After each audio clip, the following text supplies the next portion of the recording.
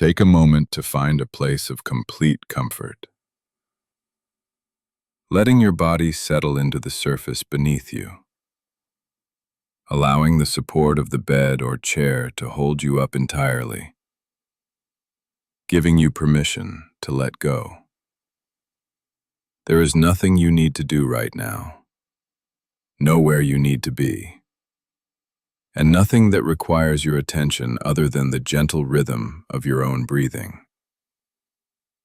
Watch the breath as it flows in, cool and revitalizing, and as it flows out, warm and releasing, carrying with it any tension that may have gathered in your shoulders, your jaw, or your mind. As you drift into this space of relaxation, imagine the world slowing down, the frantic pace of the day dissolving into a slow, steady pulse, like the deep, resonant heartbeat of the earth itself. Tonight, we are going to journey to places that exist far away from the noise of the modern world, places that have remained quiet and undisturbed for millennia. We are turning our attention downward, inward, into the hidden pockets of our planet, into the mysterious, silent world of caves. There is something profoundly soothing about the idea of a cave, a shelter carved by water and time, a sanctuary that exists beneath the surface, insulated from the changing seasons, the weather, and the passing of years. In the open world above, time moves quickly. The wind blows, the sun rises and sets, cities are built and forgotten. But down in the deep, in the velvet darkness of the subterranean world, time behaves differently. It stretches out, slowing to a pace that is almost impossible for us to comprehend. It is a place where a single drop of water, falling from a limestone ceiling, can take a century to build a fraction of an inch of stone. A place where patience is the only law. Imagine yourself standing at the entrance of such a place, a natural cathedral opening into the side of a moss-covered mountain. The air here is different, distinct. As you step across the threshold, moving from the bright, busy world into the twilight, you feel a gentle coolness brush against your skin. It is a scent of clean earth, of damp stone, of minerals and ancient water. It is the smell of pause, the scent of stillness. As we walk deeper into this imagined space, the light from the entrance fades into a soft, comforting shadow. Your eyes adjust, not to darkness, but to a different kind of seeing. Here, the walls themselves seem to tell a story. They are textured and cool to the touch, layers of sediment that were laid down when the world was young, when oceans covered the land, or when great forests stood where mountains now rise. To be in a cave is to be inside the memory of the earth. We often think of caves as empty spaces, voids in the rock. But they are not empty. They are keepers. They are guardians. Throughout history, and even before history began, these sheltered hollows have acted as nature's treasure chests. Because the environment here is so stable, so constant, things that find their way into the dark are preserved in ways that seem miraculous. The dry air, or the mineral-rich water, or simply the absence of light, creates a capsule where decay is halted, where the past waits to be discovered. Tonight, we will explore the strange and wonderful things that have been found in this silence. Not things to fear, but things to marvel at. Objects and phenomena that spark a sense of wonder about the complexity of our planet. Consider the feeling of discovery. Imagine the beam of a soft light cutting through the gloom, sweeping across the uneven floor of a cavern that no human has stepped in for 10,000 years. The silence is absolute, heavy and comforting, like a thick wool blanket. The only sound is the echo of your own breath, and perhaps the distant, musical plink of water dripping into a pool. And then, the light catches something that doesn't belong to the stone. Caves are the museums of the natural world. In the deep recesses of the earth, explorers have found crystals that dwarf human beings. Immense, translucent pillars of gypsum that look like the architecture of a dream city. Imagine a chamber, hidden hundreds of feet below a desert, where the heat and the mineral-rich groundwater have conspired to grow crystals the size of ancient pine trees. They crisscross the cavern, jagged beams of white and gold, glittering in the darkness. To stand there would be to feel like you have shrunk, like you have stepped inside a geode, surrounded by sharp, geometric perfection that grew in total darkness, unseen, untouched, perfect in its isolation. But it is not just geology that we find here. The earth remembers life too. In the quiet dust of cave floors, we have found the footprints of our ancestors, preserved as clearly as if they had walked there yesterday. Just imagine a soft clay floor in a cave in France or Indonesia. A child, perhaps 10,000 years ago, ran barefoot across the damp earth. They were laughing, or playing, or holding a torch to guide their way. The clay hardened, layers of calcite sealed it, and there it remains, a small, perfect footprint. A fleeting moment of a childhood from the dawn of humanity, frozen in stone. It is a strange and beautiful intimacy to see the mark of a heel, the impression of toes, left by someone who lived in a world of ice and mammoths, yet whose step looks exactly like our own. As we drift deeper into this relaxation, let your mind wander through these stone corridors. There are vast underground rivers, waterways that flow through channels of obsidian black rock, water so clear and still that you cannot tell where the air ends and the surface begins. In these waters, strange creatures have been found. Fish with no eyes, because in a world without sun, sight is unnecessary. They navigate by the feel of the water, by the subtle vibrations of the current. They are pale, ghostly, moving with a grace that belongs only to the deep. They are evidence of life's resilience, its ability to adapt, to find a way to flourish even in the deepest midnight. And sometimes, the cave itself provides the light. Picture a cavern in New Zealand, a high, vaulted ceiling that stretches away into the shadows. You are drifting on a small boat on an underground lake, the water silent beneath you. You look up, expecting the black of the underground, but instead, you see a galaxy. Thousands upon thousands of tiny, blue-green lights pinpricked against the stone roof. Glowworms, a constellation of living light, mimicking the night sky above, but existing here, in the quiet earth. It is a bioluminescent wonder, a strange, glowing secret kept by the cave. The reflection of these lights shimmers on the water, creating a sphere of stars, floating in a void of peace. These are the kinds of strange treasures the earth hides away. It is as if the planet has pockets, and in these pockets, it keeps the things it wants to save, the things it wants to protect from the erosion of the wind and the rain. As you continue to breathe deeply, feeling your chest rise and fall, imagine that you are floating through these spaces. There is no danger here, only the profound weight of history and the beauty of the unexpected. The walls around you are thick and protective. The air is still. You are safe in the embrace of the ground.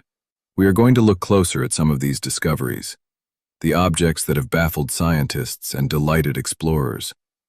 We will look at things that seem out of place, out of time. We will find seeds that have slept for 30,000 years, waiting for a drop of water to wake them up. We will find paintings of animals that no longer walk the earth, sketched in charcoal and ochre by hands that wanted to be remembered. We will find pearls, not from oysters, but from the friction of water against stone. Perfectly round spheres of calcite, polished by the gentle rhythmic motion of underground tides. Each of these things tells a story. Each one is a whisper from the past. But before we examine the specific artifacts, let us simply rest in the atmosphere of the cave itself. Feel the solidity of the rock.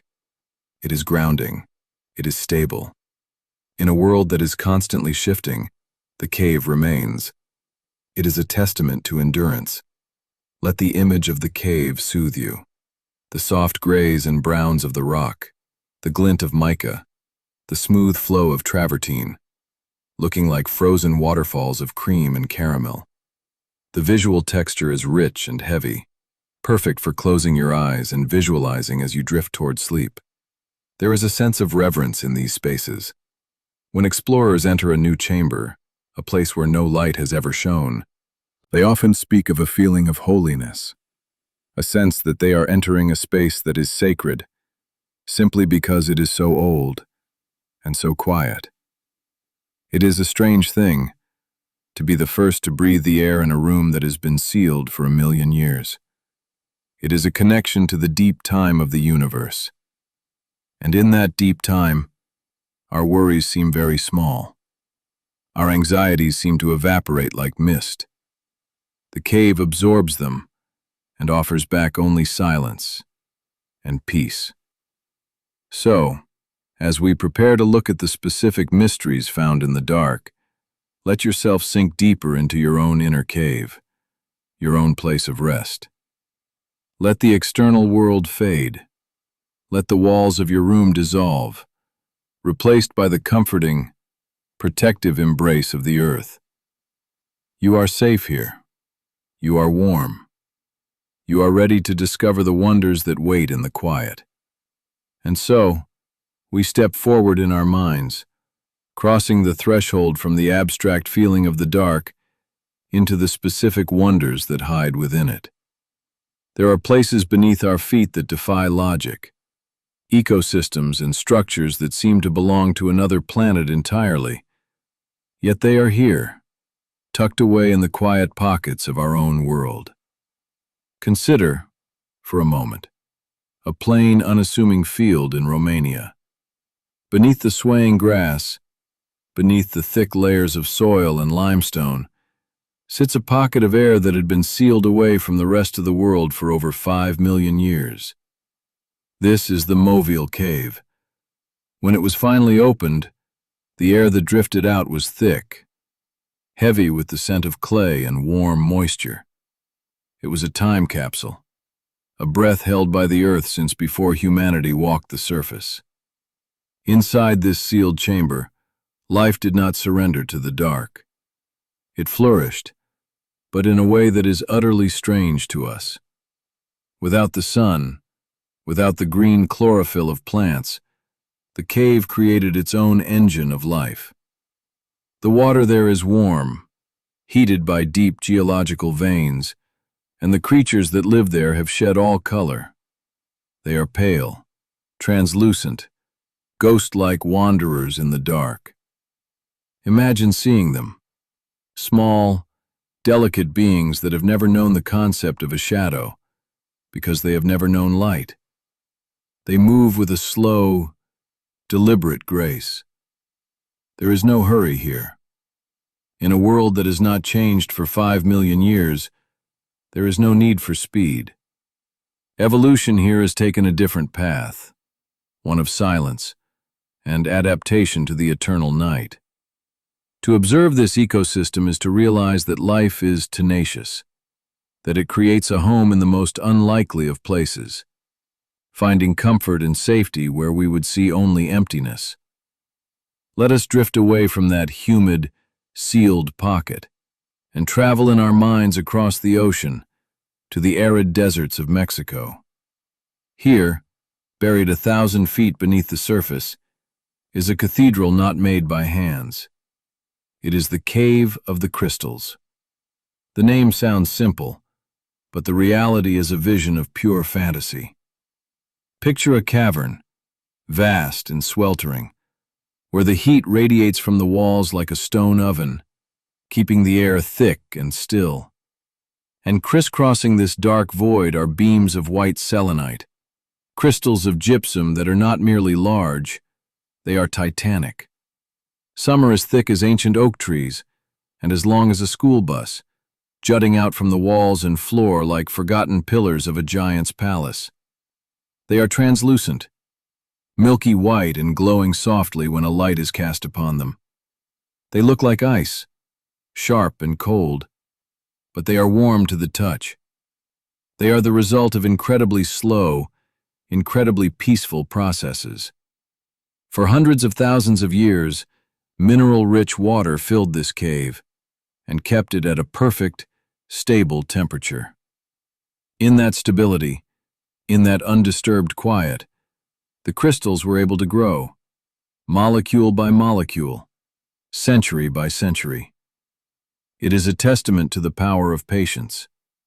If the temperature had fluctuated, if the water had been turbulent, these magnificent beams would never have formed.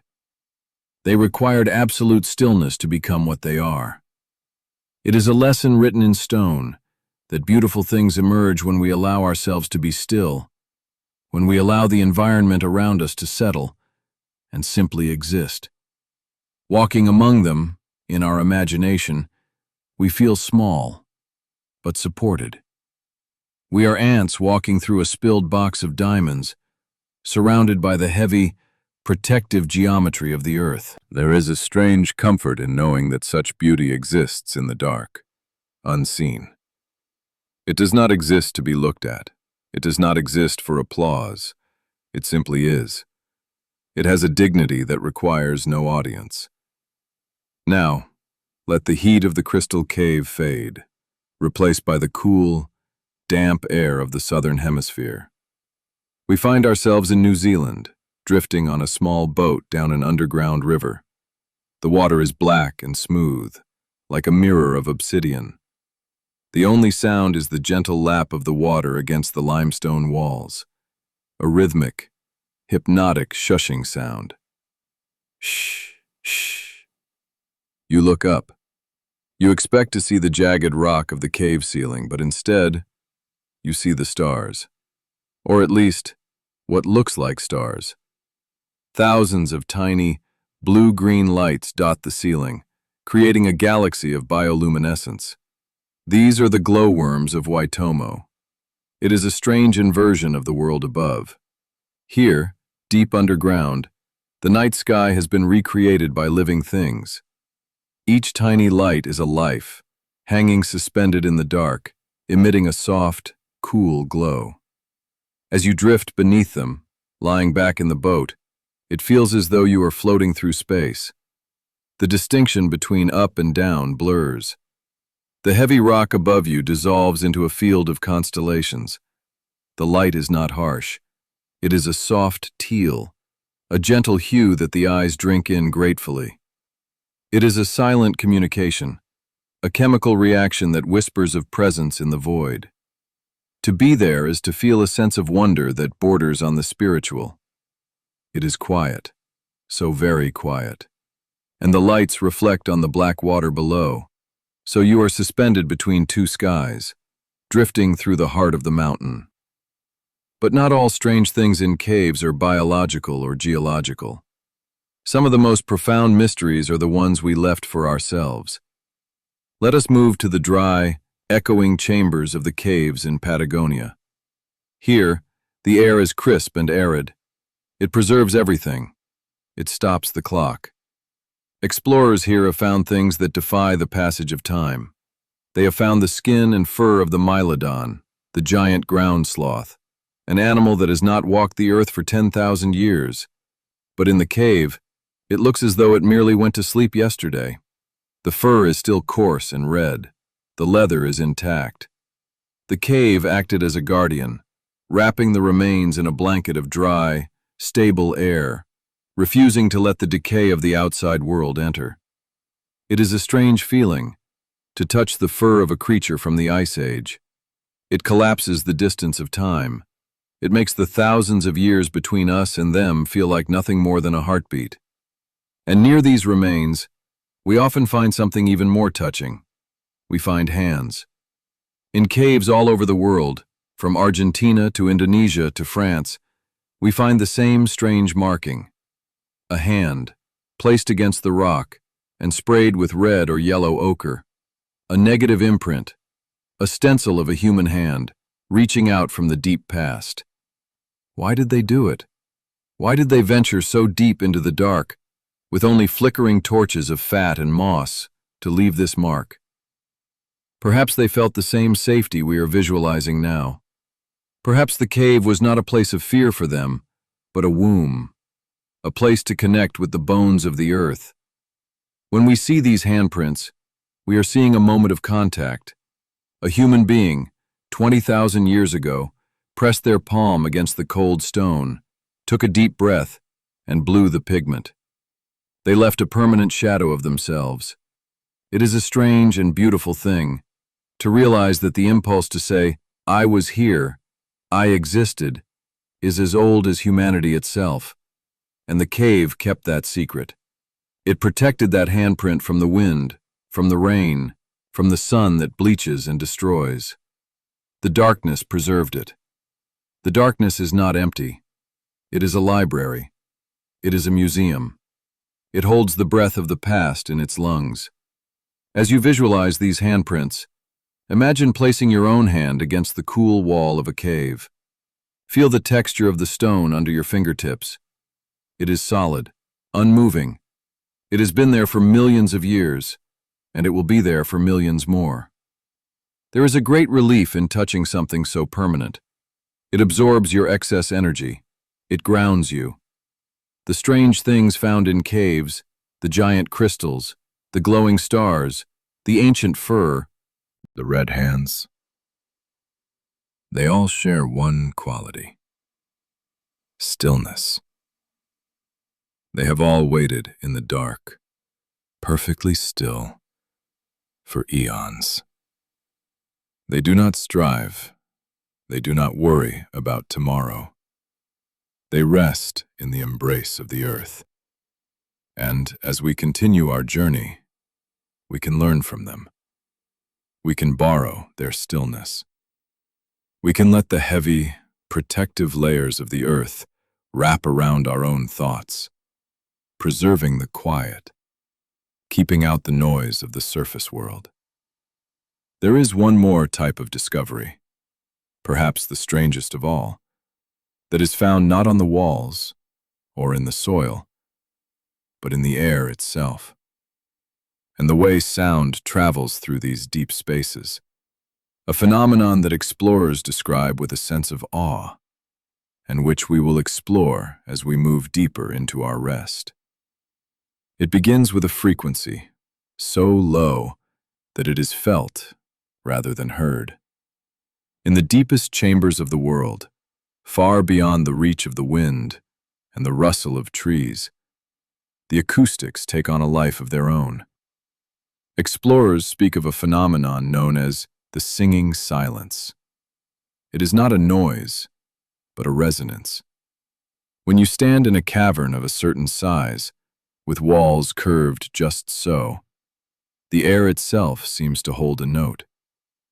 It is a vibration that matches the resting rhythm of the earth, a deep, grounding thrum that travels through the soles of your feet and settles into your bones. Imagine standing in such a space now. The darkness is soft and velvety against your skin, and then a single drop of water falls from a stalactite high above. It falls through the cool air, a tiny sphere of liquid history, traveling down, down, until it meets a pool of still water below. Plip! The sound does not vanish. In this perfect acoustic chamber, the sound blooms. It expands like a ripple of light, echoing softly off the limestone walls. It rings like a tiny silver bell, clear and pure. And then it repeats, softer now, returning to you from the far corners of the dark, a gentle reminder of the vastness that surrounds you. This echo travels through the stone, through the air, and seems to wash through your mind, clearing away the clutter, leaving only a spacious clarity in its wake. There are caves in Mexico and in Vietnam, where the sheer size of the caverns creates its own weather, its own atmosphere. But here, in the space we are visualizing, the air is perfectly still. It is ancient air, purer than anything on the surface. It has been filtered through miles of rock, scrubbed clean of all pollutants, all scents, all dust. Breathing it in feels like drinking cold water. It is crisp. It is revitalizing. With every inhale, you are drawing in the calm of the mountain. With every exhale, you are releasing the tension of the day, watching it drift away into the shadows, absorbed by the stone, neutralized by the dark. It is strange, isn't it, to think that while we rush about under the sun, chasing minutes and hours, these places exist in a state of eternal pause. They are the world's meditation halls, built by nature, waiting for us to remember how to stop. As we drift deeper into this relaxation, we encounter one final curiosity of the deep. In the subterranean lakes, bodies of water that have never seen the sun, lives the Olm. It is a creature of legend, once thought to be a baby dragon by those who first found it. But it is something far more peaceful. It is a small, aquatic salamander, pale as a pearl, long and slender. The Olm has no eyes. It has no need for them. It lives in a world of absolute darkness, and so it has let go of the need to see. It trusts. It senses the water around it with a sensitivity we can barely imagine. It feels the slightest shift in the current, the magnetic pull of the earth. It floats in the dark water, suspended, weightless, completely at ease with the unknown. The Olm can live for a century, and in that time, it barely moves. It can stay in the same spot, perfectly still, for years. It does not get bored. It does not feel like it is wasting time. It simply is. It exists in a state of suspended animation, a master of rest. It is a living testament to the power of slowing down. Imagine yourself floating like the Olm, weightless in a warm, dark sea of comfort. You do not need your eyes right now. You can let your eyelids become heavy, sealing out the light, just as the cave seals out the sun. You do not need to look for anything. You do not need to watch the clock, or check a screen, or scan the horizon for tomorrow's tasks. You are safe here in the dark. You can trust your other senses. You can feel the softness of the surface beneath you. You can hear the rhythm of your own breath, echoing gently in the quiet room, rising and falling like the tide of an underground sea. The strange things of the caves, the giant crystals, the ancient paintings, the blind swimmers, they all teach us that darkness is not empty. It is a container. It is a cocoon. It is a place of preservation. Think of the cave of crystals again, those massive beams of selenite we visualized earlier. They grew to such magnificent sizes because they were undisturbed. They were allowed to cool, slowly, over hundreds of thousands of years. If the temperature had fluctuated, if they had been exposed to the chaotic weather of the surface, they would have remained small. But in the deep, steady, warm embrace of the earth, they were free to expand. They were free to become their most beautiful selves. Sleep is your cave. This time you have carved out for yourself, right now, is your chamber of growth. It is where you retreat from the fluctuations of the world. It is where you shut out the weather of daily life. By lying here, still and quiet. You are allowing your body and mind to repair, to grow, to crystallize your thoughts and memories into something solid and clear. Feel the heavy layers of the earth above you now, not as a weight that crushes, but as a blanket that protects. Mile upon mile of solid rock, shielding you. The noise of the city, the demands of work, the worries of the world, they are all miles away, muffled by the stone. They cannot reach you here. You are too deep. You are too settled.